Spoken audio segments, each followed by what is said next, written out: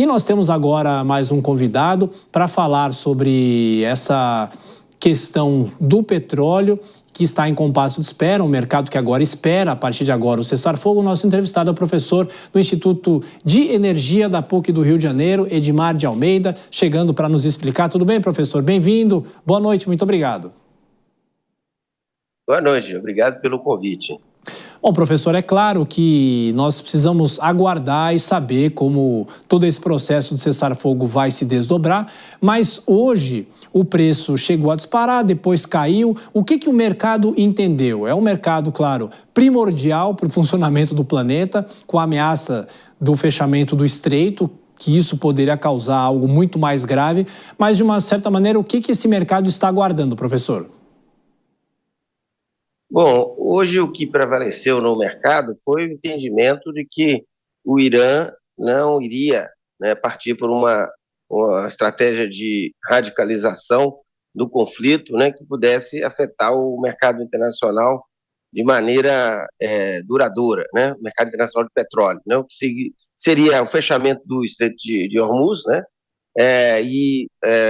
enfim, o bombardeamento de instalações petroleiras de países vizinhos, enfim, esse tipo de atitude, né? Então o mercado passou a receber informações, né, de especialistas do setor de segurança que iriam no sentido de que o Irã não ia, né, apostar nessa estratégia de radicalização, né? Então foi isso que aconteceu ao longo do dia. Essas informações foram se confirmando, né, e culminou aí com o anúncio do cessar-fogo, né, em relação ao conflito, né? Mas, basicamente, o mercado de petróleo ele se encontra hoje numa situação mais confortável, né, do que alguns anos atrás, com um estoque de petróleo no mundo, né, em níveis elevados, né, e isso permitiu com que essa tensão toda não causasse nenhum tipo de ruptura, né, no mercado. Causa volatilidade, evidentemente, né, porque isso não é uma questão simples, mas você não tem uma ruptura no mercado com preços disparando e se sustentando em patamares muito elevados. Professor, vou chamar os nossos comentaristas. Começo agora com a pergunta de Cristiano Vilela para o professor Edmar de Almeida, falando sobre esse mercado de petróleo, e estamos agora em compasso de espera. Não é isso, Vilela? Exatamente, estamos todos aí acompanhando as notícias que chegam de último momento e que acabam mudando um pouco o panorama político, o panorama da guerra na região.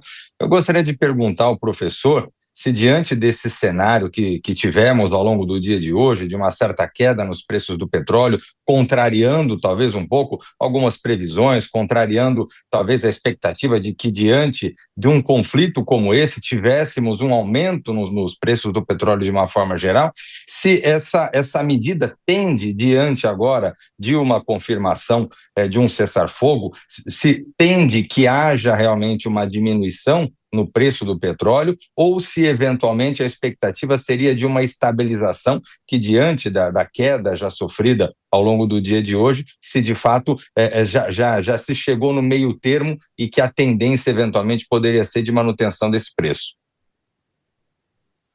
Olha, previsão de preço do petróleo é sempre muito difícil, né? Mas eu acho que o mercado se surpreendeu, né, com o que aconteceu com o preço do petróleo nesse conflito, né? Na medida em que a tensão geopolítica chegou ao seu clímax, né? Nesse final de semana, os preços não refletiram, né, o tamanho do problema que a gente está enfrentando no contexto geopolítico. E por que isso, né? Porque o mercado de petróleo, o fundamento de mercado de petróleo, né, é um fundamento de conforto para o suprimento, né? A gente tem uma previsão aí de aumento de produção de petróleo esse ano, acima da produção, acima do crescimento da demanda.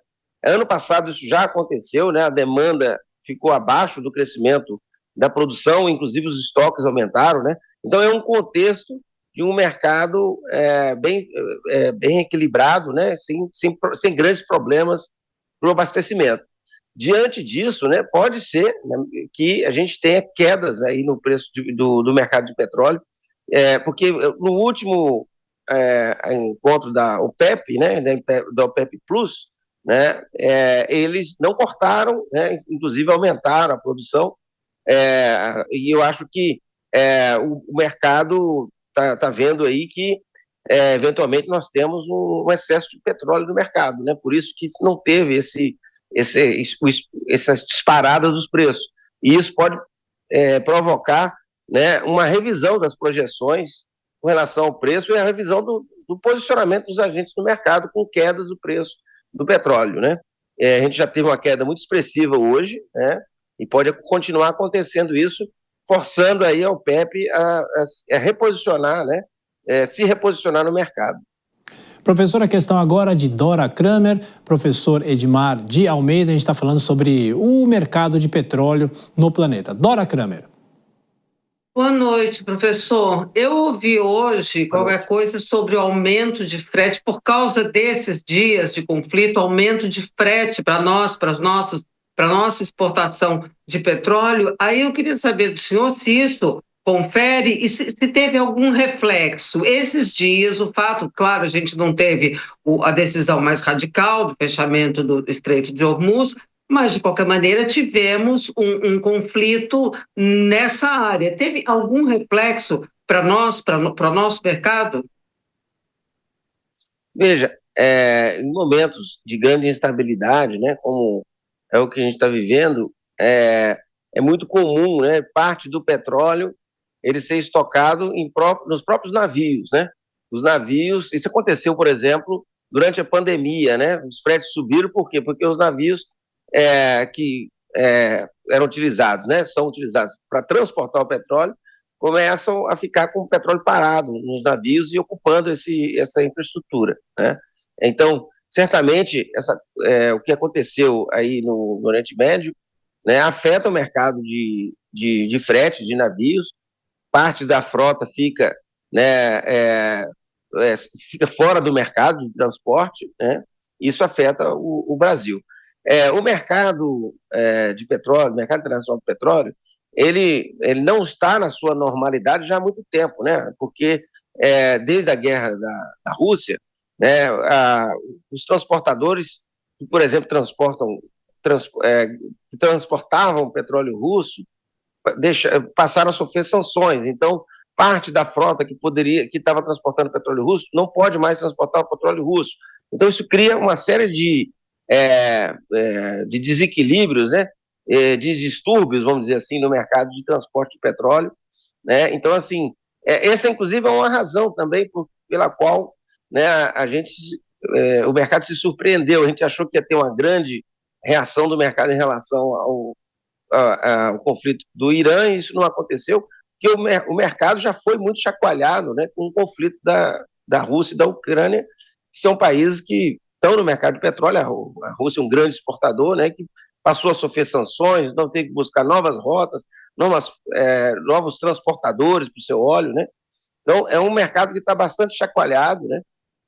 E certamente esse evento aqui teve efeitos no mercado de frete, mas eu não acredito que isso vai causar problemas para o Brasil, né? O Brasil, ele está, vamos dizer assim, o petróleo brasileiro, ele é exportado para a China, para a América do Sul, e para a Europa, né? E o Brasil é visto como um supridor alternativo ao Oriente Médio, né? Então, eu acho que isso não nos atrapalha, vamos dizer assim, no mercado do petróleo.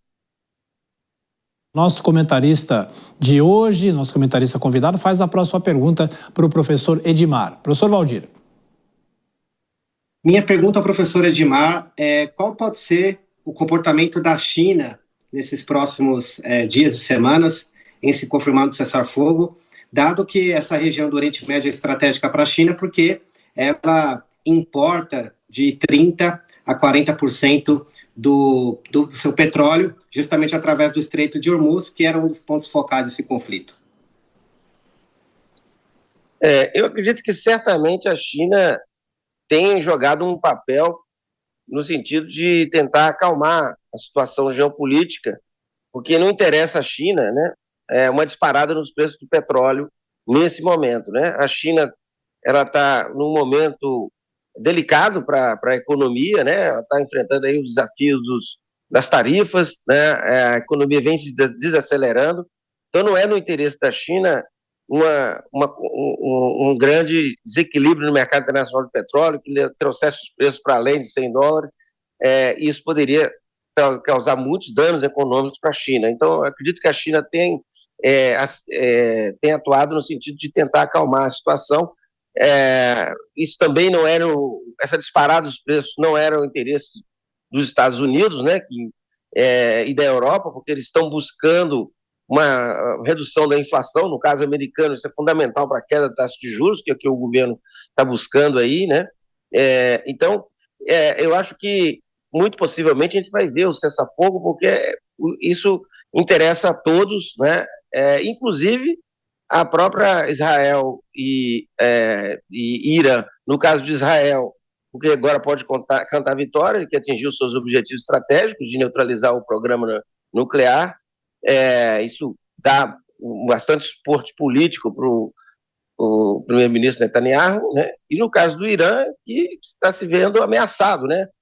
O regime está nas cordas, então acabar com o conflito militar nesse momento, ganhar pelo menos algum tempo, interessa ao regime, né? Então acho que todo mundo está atuando aí no sentido de acalmar a situação, né? Porque não é no interesse dos atores, os principais atores, que esse conflito causasse uma ruptura do mercado internacional de petróleo, um terceiro choque do petróleo, né?